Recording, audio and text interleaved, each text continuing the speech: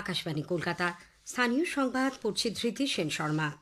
বিশেষ খবর হলো, রাষ্ট্রপতি দ্রৌপদী মুর্মু আগামীকাল পশ্চিমবঙ্গ সফরে আসছেন। প্রতিরক্ষামন্ত্রী রাজনাথ সিং বলেছেন, সরকার 2030 সালের মধ্যে 50,000 কোটি টাকার প্রতিরক্ষা সরঞ্জাম রপ্তানির লক্ষ্যমাত্রা নিয়েছে। কেন্দ্রীয় সরকার রাজ্যের বন্দরগুলিকে পরিবেশ বান্ধব করে তোলার উদ্যোগ নিয়েছে বলে বন্দর, জাহাজ ও জলপথ প্রতিমন্ত্রী শান্তনু ঠাকুর জানিয়েছেন। বিধানসভা নির্বাচনের প্রস্তুতি খতিয়ে দেখতে নির্বাচন কমিশনের পূর্ণাঙ্গ বেঞ্চ আগামী রবিবার রাজ্যে আসছে।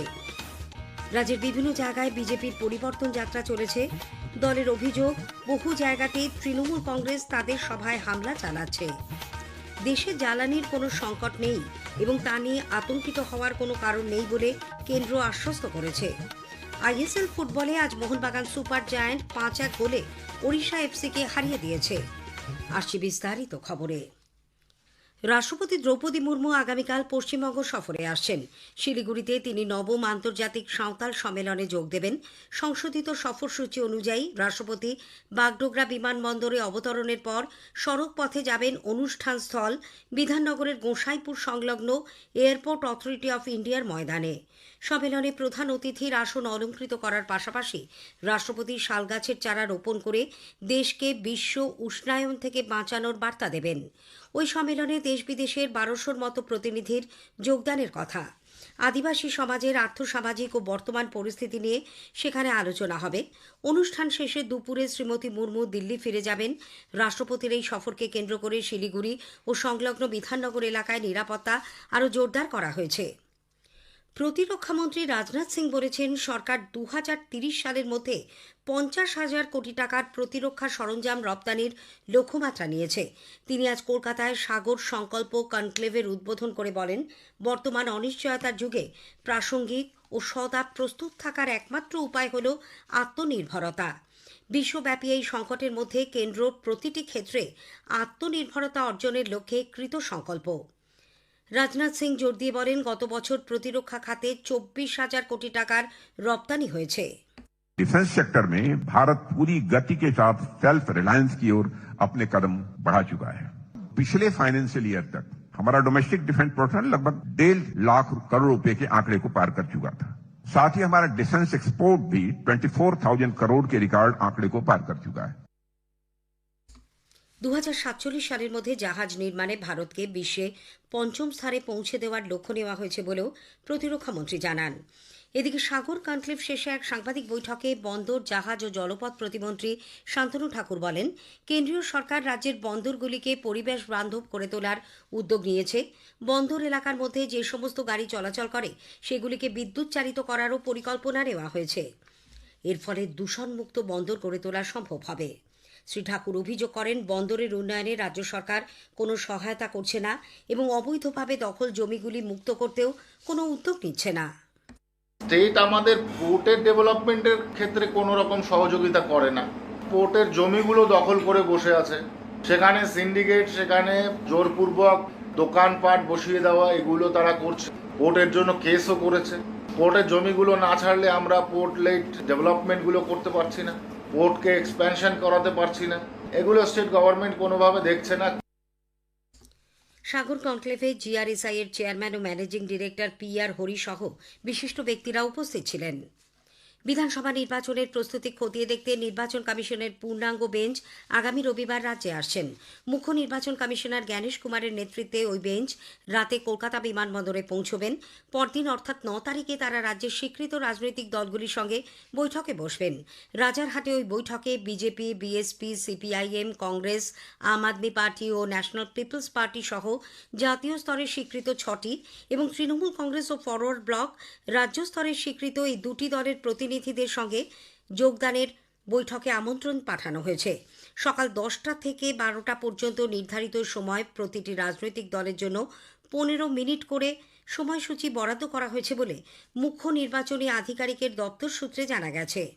কমিশনের প্রতিনিধিরা আইন বলবৎকারী সংস্থাগুলির নোডাল অফিসারদের সঙ্গে বৈঠক করার পাশাপাশি আইন শৃঙ্খলা পরিস্থিতি, কেন্দ্রীয় বাহিনী মোতায়েন, সংকটপ্রবণ বুথ চিহ্নিত করা সহ বিভিন্ন বিষয়ে কথা বলবেন IG, DIG, police commissioner, police super ও জেলা নির্বাচনী আধিকারিকদের সঙ্গে। 10ই মার্চ নির্বাচন কমিশনের পূর্ণাঙ্গ বেঞ্চ প্রশাসনের শীর্ষ আধিকারিকদের সঙ্গে বৈঠকে মিলিত হবেন। এদিকে 8ই মার্চ রবিবারই দিল্লি থেকে কলকাতায় পৌঁছবেন senior deputy election commissioner Gyanesh ভারতীর নেতৃত্বে একটি প্রতিনিধি দল।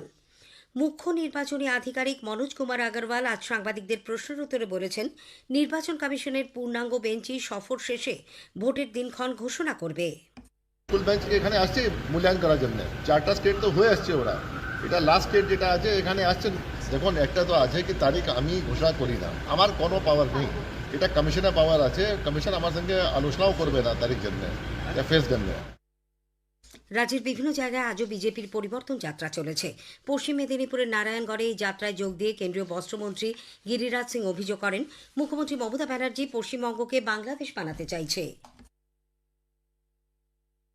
ममता बनर्जी बंगाल को बांग्लादेश बनाना चाहती, जो घुसपैठिए हैं उनको बंगाल का वोटर बनाना चाहती। मैं चुनाव आयोग से निवेदन करूंगा कि अभी कम से कम 50 लाख वोटर लिस्ट में और बांग्लादेशी रोहिंग्या का नाम है, उसे निकालना चाहिए। কোচবিহারে পরিবর্তন যাত্রায় উপস্থিত ছিলেন কেন্দ্রীয় প্রতিমন্ত্রী সুকান্ত মজুমদার। পুলিশ আজ তুফানগঞ্জে পরিবর্তন যাত্রার সভামঞ্চ খুলে দেয় বলে অভিযোগ, যদিও পুলিশের দাবি অনুমতি না নিয়ে সেখানে মঞ্চ বাঁধা হয়। পরে বিজেপি কর্মীরা অস্থায়ী মঞ্চ তৈরি করেন, সেখানেই বক্তব্য রাখেন কেন্দ্রীয় প্রতিমন্ত্রী। উত্তর 24 পরগনার ঠাকুরনগরে পৌঁছেছে বিজেপির পরিবর্তন সংকল্প যাত্রা। স্বরূপনগর থেকে শুরু হওয়া এই যাত্রা মসলান্দপুর ও গোবরডাঙ্গা ঘুরে সন্ধ্যে 6:30 নাগাদ ঠাকুরনগরে পৌঁছেন। উপস্থিত ছিলেন সাংসদ শান্তনু ঠাকুর ও নেতা রুদ্রনীল ঘোষ। পুরুলিয়ার রঘুনাথপুরে দলের পরিবর্তন যাত্রায় যোগ দেন রাজ্য সভাপতি শ্রমিক ভট্টাচার্য। এদিকে জেলার বলরামপুরে আজ দুপুরে রসুলডি এলাকায় রাস্তার ধারে বিজেপির ঝান্ডা লাগানোকে কেন্দ্র করে ব্যাপক উত্তেজনা ছড়ায়। আক্রান্ত হন বিধায়ক বানেশ্বর মাহাতো, আহত আরও 6 জন বিজেপি কর্মী। বিজেপির প্রাক্তন রাজ্য সভাপতি দিলীপ ঘোষ দাবি করেছেন, পরিবর্তন যাত্রায় পরিকল্পিতভাবে হামলা করছে তৃণমূল কংগ্রেস। তিনি আজ পরিবর্তন যাত্রায় যোগদানের পর সন্ধ্যায় পুরুলিয়া মেডিকেল কলেজে গিয়ে আহত দলীয় কর্মীদের সঙ্গে দেখা করেন। মুর্শিদাবাদের বড়িয়াতেও পরিবর্তন যাত্রাকে কেন্দ্র করে উত্তেজনা ছড়ায়। স্থানীয় সংবাদ শুনছেন আকাশবাণী কলকাতা কেন্দ্র থেকে। এখন বিজ্ঞাপন, পরে রয়েছে বাকি খবর। ও দিদি, শুনেছ খবরটা? আমাদের লক্ষ্মীর ভান্ডারের টাকা বেড়েছে। তাই নাকি? বেড়েছে? হ্যাঁ, মাননীয় মুখ্যমন্ত্রী মমতা বন্দ্যোপাধ্যায় আমাদের জন্য টাকা বাড়িয়ে দিয়েছেন। এই ফেব্রুয়ারি থেকেই সবাই 500 টাকা বেশি পাবো। ঠিকই শুনেছেন, রাজ্যের মা বোনেদের জন্য মা মাটি মানুষের সরকার লক্ষ্মীর ভান্ডারে মাসিক অনুদান বাড়ালো 500 টাকা। সাধারণ শ্রেণীর মহিলারা এখন থেকে পাবেন মাসিক 1500 টাকা এবং তপশিলি জাতি ও জনজাতিভুক্ত মহিলারা পাবেন মাসিক 1700 টাকা। স্বনির্ভর নারী, স্বনির্ভর বাংলা।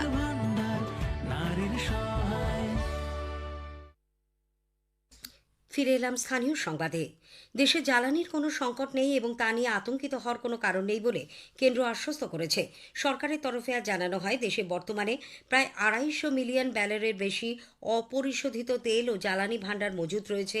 বিভিন্ন রিজার্ভ ও সরবরাহ ব্যবস্থা মিলিয়ে 7 থেকে 8 সপ্তাহের জ্বালানি সরবরাহের যোগান রয়েছে। এদিকে পশ্চিম এশিয়ায় যুদ্ধ পরিস্থিতির জেরে দেশে পেট্রোল ও ডিজেলের ঘাটতি নিয়ে গণমাধ্যমের একাংশ ও সামাজিক মাধ্যমে ছড়িয়ে পড়া খবর ভিত্তিহীন বলেও পেট্রোলিয়াম মন্ত্রক ও তেল সরবরাহকারী সংস্থাগুলি জানিয়েছে। কেন্দ্র সরকারের পক্ষ থেকে স্পষ্ট জানানো হয়েছে, দেশে জ্বালানির পর্যাপ্ত মজুত রয়েছে এবং সরবরাহ ও বিতরণ ব্যবস্থা স্বাভাবিকভাবেই চলেছে। অন্যদিকে রাষ্ট্রায়ত্ত ইন্ডিয়ান অয়েল কর্পোরেশন জানিয়েছে, সোশ্যাল মিডিয়ায় যেসব পোস্টে পেট্রোল ও ডিজেলের ঘাটতির কথা বলা হচ্ছে তার কোনো ভিত্তি নেই। দেশে পর্যাপ্ত জ্বালানির মজুত রয়েছে। পশ্চিম এশিয়ায় অশান্ত পরিস্থিতির প্রেক্ষিতে দুবাই, কুয়েত সহ মধ্যপ্রাচ্যের বিভিন্ন এলাকায় কাজে গিয়ে আটকে পড়েছেন মুর্শিদাবাদের কান্দি ও বহরমপুরের প্রায় 26 জন পরিযায়ী শ্রমিক। যুদ্ধের আবহে বাড়ি ফিরতে না পারায় উদ্বেগে রয়েছেন তাদের পরিবার। আইএসএল ফুটবলে আজ মোহনবাগান সুপার জায়ান্ট 5-1 গোলে ওড়িশা এফসিকে হারিয়ে দিয়েছে। যুব ভারতী ক্রীড়াঙ্গনে বিরতিতে মোহনবাগান 4-1 গোলে এগিয়েছিল। তারা 4 ম্যাচে 12 পয়েন্ট নিয়ে লিগ শীর্ষে রইল।